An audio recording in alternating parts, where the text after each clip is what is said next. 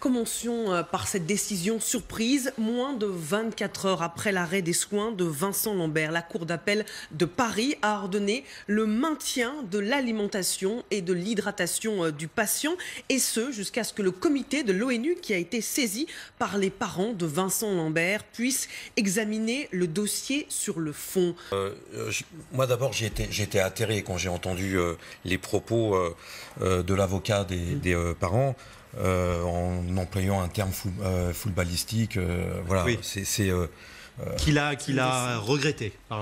Oui, il a regretté, mais quand il l'a dit, ça sortait du cœur. Hein. C'était vraiment ce qu'il pensait, et il y a vraiment cet état d'esprit. Et moi, je dénonce le fait que, bien sûr, derrière, il y a des militants politiques qui agissent. Il y a des militants catholiques, intégristes, religieux. L'affaire est instrumentalisée selon vous? Bien sûr, ils s'en servent. Et d'ailleurs, c'est pour ça qu'on assiste à un tel déchaînement, parce que derrière, il y a vraiment certains en font une affaire militante, politique, parce que ce sont des catholiques intégristes qui sont derrière. Et on aura un débat serein sur l'accompagnement de la fin de vie, qui est bien sûr nécessaire, quand les religieux nous foutront la paix, excusez-moi du terme, mais tant que... C'est marrant, vous n'avez jamais entendu dénoncer le djihadisme et les familles de djihadistes et l'islam radical. C'est drôle, hein. Tant que la religion se mêle à ce genre de débats sociétaux, tout comme l'avortement, tout comme le mariage pour tous... Oui, mais ça touche à des convictions personnelles. De toute façon, on sera dans la complication. Ça touche aux convictions personnelles d'un certain nombre de Français, à travers peut-être leur religion. Mais bien sûr, mais pas négliger le point, quand ils interviennent, c'est toujours d'une manière réactionnaire. C'est toujours d'une manière, par exemple, pour que la femme ne puisse pas avoir la pleine disposition de son corps. C'est comme les femmes voilées, par exemple. Contre le mariage homosexuel. C'est contre les droits des LGBT. Et puis c'est ce souci de la fin de vie. Excusez-moi, si j'avais ma mère qui n'est plus de ce monde aujourd'hui, mais si j'avais ma mère qui avait été dans cet état-là, forcément, j'aurais voulu que sa fin de vie, elle soit accompagnée dignement et qu'on puisse la choisir. Et qu'on sorte de ces préjugés, de ces idées religieuses qui sont d'un autre siècle, qui sont d'un autre âge. Jean Messia. Monsieur Mercier fait partie de ces gens qui ont l'indignation sélective, c'est-à-dire qu'ils vont attaquer cette famille parce que effectivement ce sont des catholiques pratiquants. J'attaque pas la famille. Et ils ont le droit, une partie de la famille en tout cas. Non, vous m'avez mal écouté. C'est les gens qui sont derrière. Par contre, vous êtes totalement aphone sur tous les problèmes de radicalisation islamique. On vous entend jamais là. Est-ce que c'est le débat là? Non, mais si justement, parce que justement, attendez, j'y viens. Lorsqu'il s'agit de s'apitoyer, lorsqu'il s'agit de s'apitoyer ou de larmoyer sur les familles de djihadistes qui ont semé la mort, là il y a tout le monde dont votre famille politique qui est là pour dire il faut faire attention, les pauvres, etc. En revanche, quand c'est catholique, là c'est trop proche de nous, donc il faut le dégager. Sur le cas de Vincent Lambert. Force à la décision. Là le débat il est vraiment central. Vous le positionnez sur le droit à la vie, moi je le positionne sur le droit à avoir une mort digne et un accompagnement en fin de vie. On voit toute la fracture idéologique, je ne sais pas comment vous appelez ça. La loi ne va pas assez loin. Les consciences, les morales vont beaucoup plus vite, évoluent beaucoup plus vite que le dispositif législatif. Et il est là le problème. C'est que moi je suis convaincu qu'une écrasante majorité de gens aujourd'hui dans ce pays veulent avoir une fin de vie digne. L'euthanasie. Pour lui et pour ses proches. Oui, tout le monde veut une fin de vie digne. Sauf qu'encore faut-il savoir dans quel cadre et comment vous l'encadrez. En gros, vous nous dites que vous êtes favorable à une forme d'euthanasie, on est d'accord? Oui, bien sûr. Vous partagez cette opinion? Notre débat se poursuit dans LCI Midi. C'est une stratégie à double tranchant à 5 jours maintenant des élections européennes. Emmanuel Macron monte de nouveau en première ligne dans une interview accordée à la presse régionale. Il s'affiche, si je puis dire, Julien Arnaud, le chef de l'État, il met tout son poids dans la balance pour mobiliser son électorat. Jean-Pierre Mercier, sur l'effet peut-être dramatisation, l'euro n'a jamais été aussi en danger, je crois, dit donc Bruno Le Maire ce matin. On voit Emmanuel Macron en première ligne, comme pour montrer à quel point les enjeux sont importants. Vous y voyez finalement un bon signal que de dramatiser cette élection européenne, en tout cas essayer de lui donner une dimension forte? Non, vous savez, chaque camp essaye de mobiliser ses électeurs, et que ce soit les pro-européens ou les anti-européens, les uns et les autres mentent. Ils mentent consciemment. Vous savez, les décisions, les malheurs, les dégâts qui sont faits dans le monde du travail ici en France ne sont absolument pas décidés à Bruxelles. Si Bruxelles pouvait décider de quelque chose, ça se saurait. Ils sont décidés bien ici en France, chez le président de la République, mais derrière, dans les conseils d'administration de ces grandes entreprises. Vous savez, nous, on se présente à Lutte ouvrière justement pour défendre cette idée première, c'est que les travailleurs doivent voter pour leurs intérêts. Il faut qu'ils aient conscience qu'ils ont des intérêts à défendre ici, face aux bourgeois, face à ces milliardaires qui commandent le pays et qui passent évidemment leur politique à travers Emmanuel Macron. Alors ce que Macron a fait avec... Est-ce que vous n'êtes pas dans une position un peu binaire, comme on reproche à Emmanuel Macron d'instaurer un match progressiste, nationaliste? Est-ce que vous-même, en faisant cette dichotomie entre les bourgeois et les travailleurs, ce n'est pas même excès? Non. Le même excès? Oui. Ah non, c'est pas le même excès. C'est binaire, oui, et je le revendique et je l'assume. Nous l'assumons. Bien sûr que cette société, elle est divisée en deux grands camps. Il y a ces milliardaires que l'on a vu sortir du bois, notamment avec l'incendie de Notre-Dame de Paris, qui ont réussi en moins de 48 heures à mettre 1 milliard sur la table. Mais pour eux, c'est peanuts. Ils font ça pratiquement tous les jours. Et puis il y a l'autre camp, la majorité de la population qui travaille, qui produisent ces richesses et qui font tout fonctionner.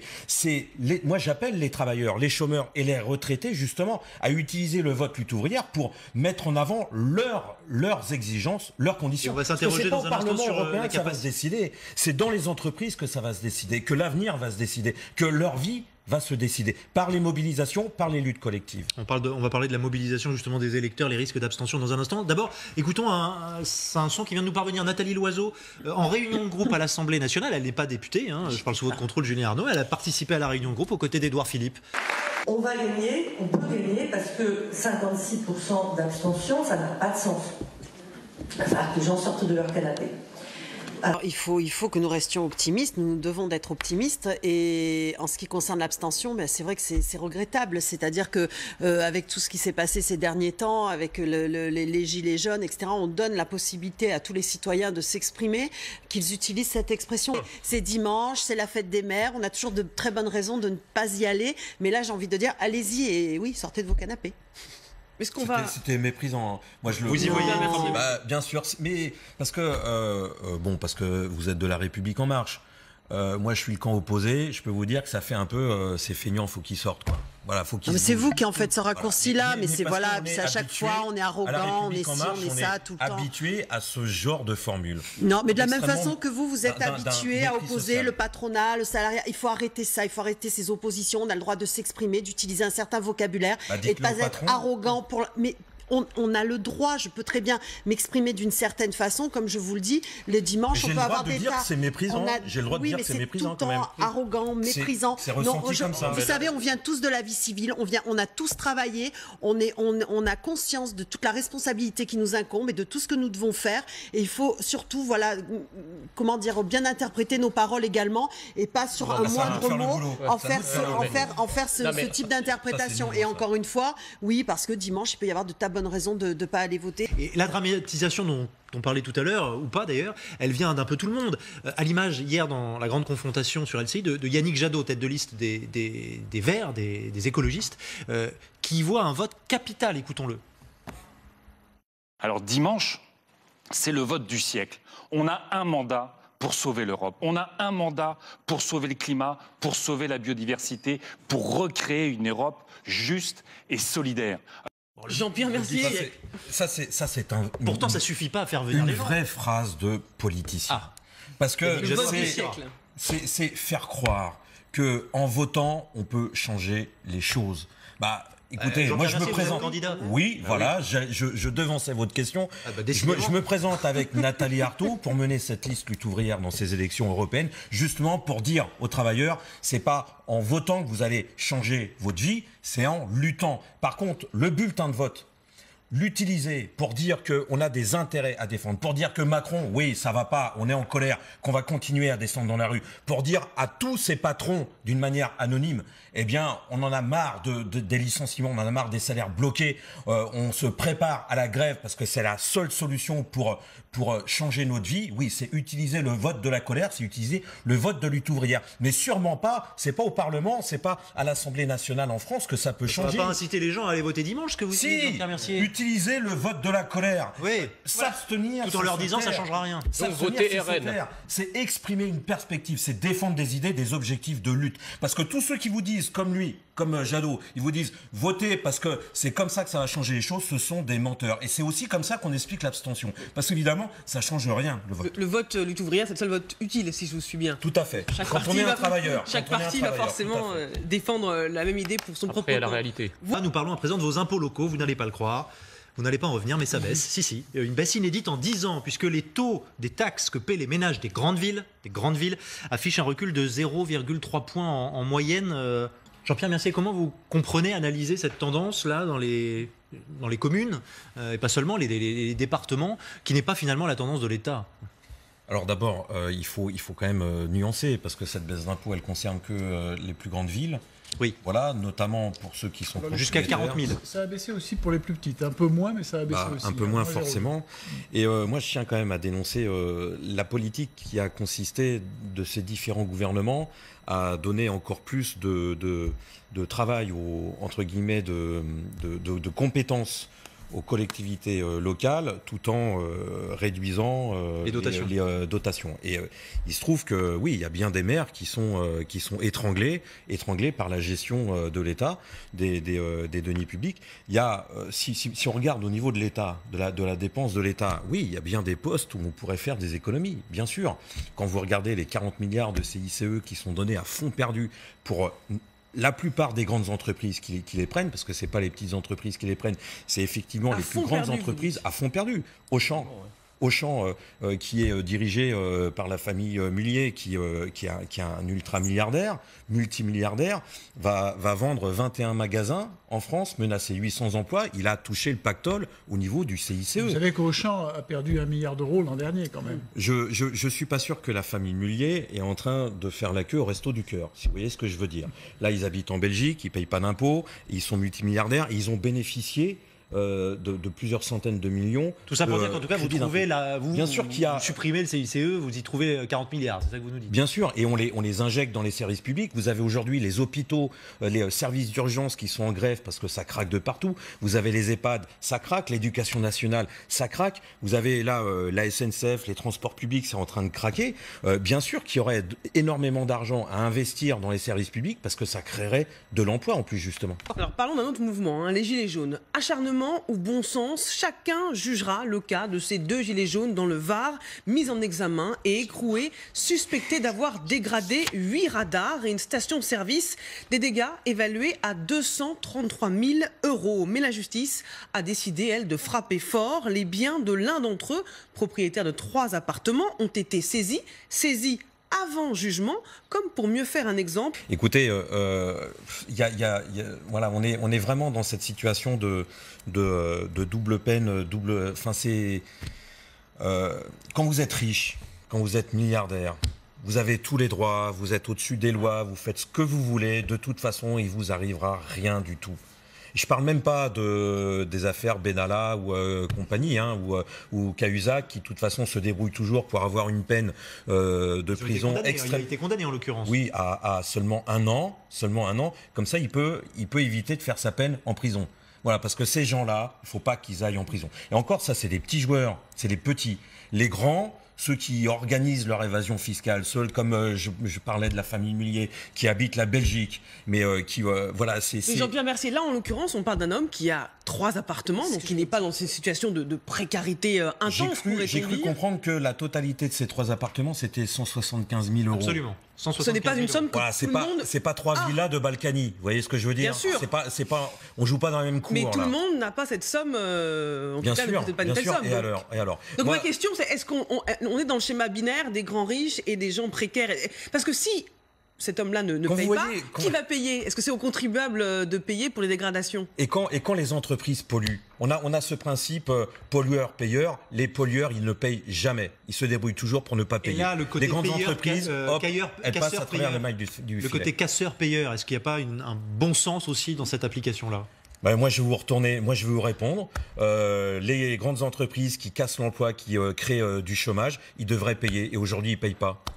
Et ça, c'est eux les vrais casseurs de la société. Valérie Gomez-Bassac. Il n'y a pas de justice, c'est-à-dire que voilà, dès lors que s'il y a une fraude, eh bien, on doit faire une saisie conservatoire. S'il y a de la casse qui est faite par des gilets jaunes ou autres, peu importe, il n'y a pas de raison que ce soit les impôts qui paient ça. Par contre, j'ai un problème avec le 2 poids 2 mesures. C'est-à-dire que quand dans certaines cités de banlieue, on casse des équipements publics, on a des émeutes ou des voitures brûlent, etc., là, il y a une sorte d'immunité diversitaire en quelque sorte. C'est-à-dire qu'on ne demande jamais à personne de payer. Et lorsqu'on dit, par exemple, on va saisir des allocations familiales ou lorsqu'il y a des dégradations de logements et qu'on veut expulser des familles parce qu'elles ne tiennent pas, prennent pas soin du logement public qu'on leur a attribué, là, c'est une levée de bouclier. Tout le monde était d'accord pour dire que les premiers gilets jaunes des débuts, c'était des familles, des femmes avec enfants, etc. Et qu'on mobilise des blindés de la gendarmerie qui n'étaient pas sortis depuis la fin de la Seconde Guerre mondiale. Et quand des scènes de casse. Non, pas au début. Pas au début. Non, pas au début. Après, oui.